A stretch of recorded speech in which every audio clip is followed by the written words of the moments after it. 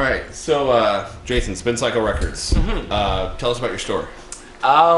It's our third anniversary this week, Okay. and it's been a blast. You know, my store's diversified as far as the kinds of stock I have. I have a lot of records, but other records have slowly picked up. And then as my used stock gets better, and then as the footprint is made, and as kids go to college and they see a record store. Past 3 years, we've got a lot of new collectors, so it's picked up momentum, I'll say. More young people, like more people between the ages of like 15 and 19 or 21. We have colleges like bookends at the ends of the street, and so just in passing by, you know, I'll have a couple people bring 3 or 4 records to the front, and then go, "Hey, can you tell me where I could get a turntable?"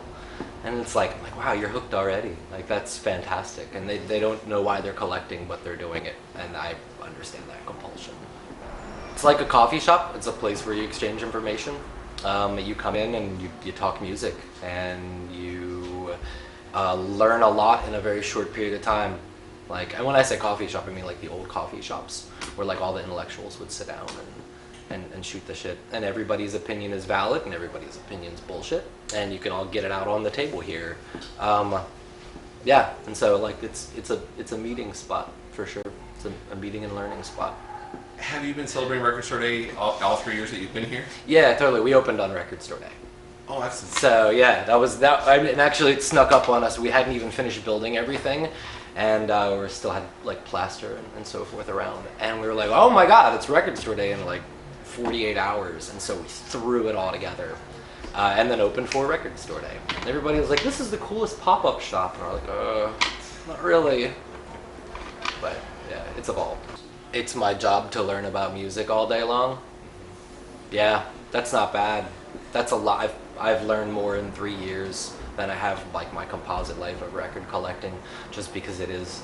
You know, somebody's like, "You guys buy records?" and they bring in 800, and you're like, I have no idea what this is, and time to figure it out. I think vinyls, I don't know if it has plateaued. It definitely, like, we're in some weird high water mark at some point, and I don't know if it'll keep growing or whatever, but I can't imagine this kind of frenzy going on forever. Maybe, I don't know, that would be fantastic. And I look at it optimistically either way. I'm just like, man, these are tomorrow's dollar bins that we're filling today. If this thing does bust, we're all gonna have great stuff to dig through. The people who still collect records are just, all of this will be ours. So I'm pretty optimistic either way.